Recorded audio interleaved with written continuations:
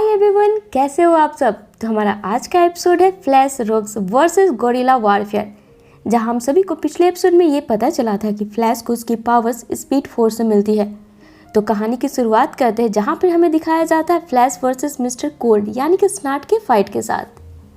तो फ्रेंड्स, स्नार्ट याद है ना आपको? हाँ, वही बंदा जिसके पास की कोल्ड गन थी, यानी इसके बंदूक से गोलियों के बजाय बर्फ निकलती है। वैसे तो फ्लैश सीरीज में आए दिन हम व्यूअर्स ने इनकी कई फाइट्स देख रखी है, पर आज की बात अलग थी, क्योंकि आज बर्फ स्नार्ट के बंदूक से नहीं बल्कि इसके हाथों से निकल रही थी, बिल्कुल फ्रोस्ट की तरह। क्योंकि इस वक्त स्नार्ट की पावर बढ़ी हुई थी, एक जोर का पंच फ्लैश को मारकर गिरा देता है और भागकर समुद्र के किनारे एक जहाज पर चढ़ जाता है, जिस पर फ्लैश की नज़र पड़ती है तो ये दंग रह जाता है, क्योंकि स्नार्ट ने इस जहाज पर बैरी की गर्लफ्रेंड पैटी और इसके दोस्त आइरिस और इसके कई और करीबी लोगों को किडनैप करके रखा था, जिसे देख फ्लैश ये समझ नहीं पा रहा था कि आखिर स्नार्ट ऐसा क्यों कर रहा है, क्योंकि कुछ दिन पहले ही तो स्नार्ट और बैरी दोस्त बने थे। तो अब ऐसा क्या हो गया जो स्नार्ट इतने गुस्से में है, जहाँ पर अब हम व्यूअर्स को ये बताया जाता है कि दरअसल स्नार्ट की बहन लीजा वो कोमा में है और एक गलतफहमी के कारण स्नार्ट को ऐसा लग रहा था कि इन सब में फ्लैश का हाथ है। स्नार्ट को फिलहाल ये मालूम नहीं है कि बैरी ही फ्लैश है, और यही कारण है कि स्नार्ट यहाँ फ्लैश से बदला लेने के लिए उससे जुड़े लोगों को किडनैप कर लिया है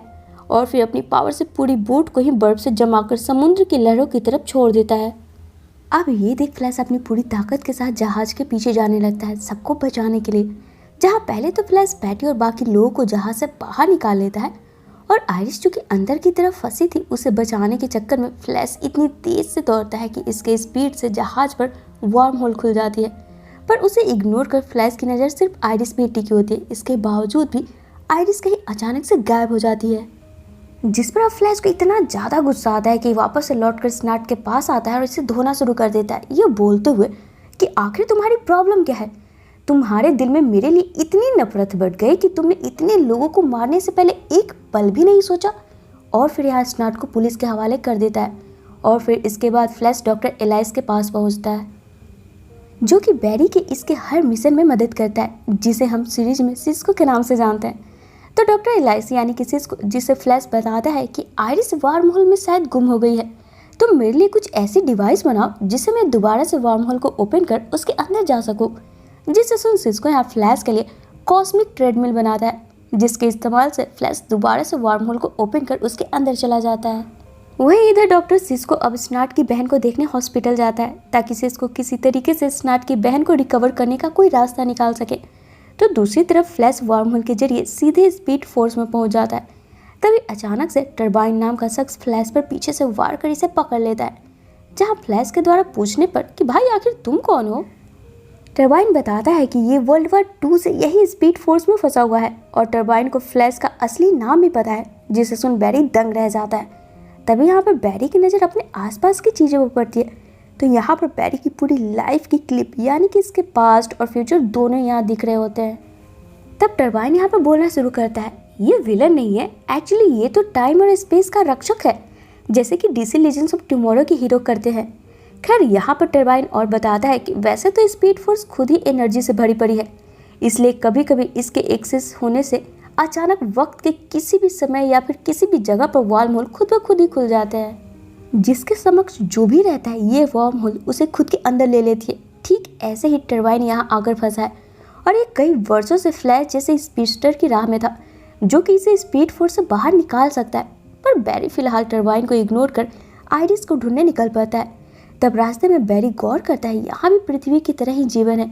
यहाँ पर भी लोग रहते हैं और साथ ही गोरिल्ला की संख्या बहुत ज़्यादा है, और इन गोरिल्लों का एक सरदार भी है जिसका नाम ग्रूड है। साथ ही यहाँ पर मयांस नाम की एक पूरे की पूरे जनजाति भी वार्म होल के जरिए यहाँ फंस गई है, जिन्होंने अपना जीवन यहीं बिताना शुरू कर दिया है, जिनकी मुलाकात जैसे ही बैरी यानी कि फ्लैश से होती है, फ्लैश के शरीर से निकलते इलेक्ट्रिक करंट्स को देखकर मयांस जनजाति फ्लैश को ईश्वर समझने लगते हैं, और सभी उत्साहित हो जाते हैं कि ये ईश्वर इन लोगों को यहाँ से बचाकर बाहर निकालने आया है। तभी यहाँ पर गोरिल्ला ग्रूड आ जाता है और फ्लैश पर अटैक कर देता है। जो कि ग्रूड खुद को राजा मानता था, इसे फ्लैश के यहाँ आना बिल्कुल पसंद नहीं आया था, क्योंकि ग्रूड ये नहीं चाहता था कि ग्रूड की जनता जो कि इससे डरती है वो इस फ्लैश के आने से इसके खिलाफ जाकर विद्रोह पर उतर रहा है। जिस पर फ्लैश यहाँ ग्रूड के हाथों को खुद से छुड़ाकर साइड में खड़ा होता है और बोलना शुरू करता है, मैं कोई ईश्वर का दूत नहीं हूँ, मैं तो अपने खोए हुए दोस्तों की तलाश में हूँ। जब वे मिल जाएंगे ये वापस अपनी दुनिया में लौट जाएगा। वहीं बाहर की दुनिया में हमें स्नार्ट को दिखाया जाता है, जो कि अब यहाँ पुलिस स्टेशन से निकलकर बार में बैठकर अपनी बहन लीजा के बारे में सोच रहा होता है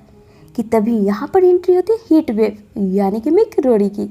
और इसी के साथ ये एपिसोड यहीं पे ख़त्म हो जाती है। तो फ्रेंड्स, यहाँ वीडियो के लास्ट में ना मैं आप सबसे कुछ बोलना चाहती हूँ कि जैसा अभी हम फ्लैश के कॉमिक्स स्टोरी को देख रहे हैं,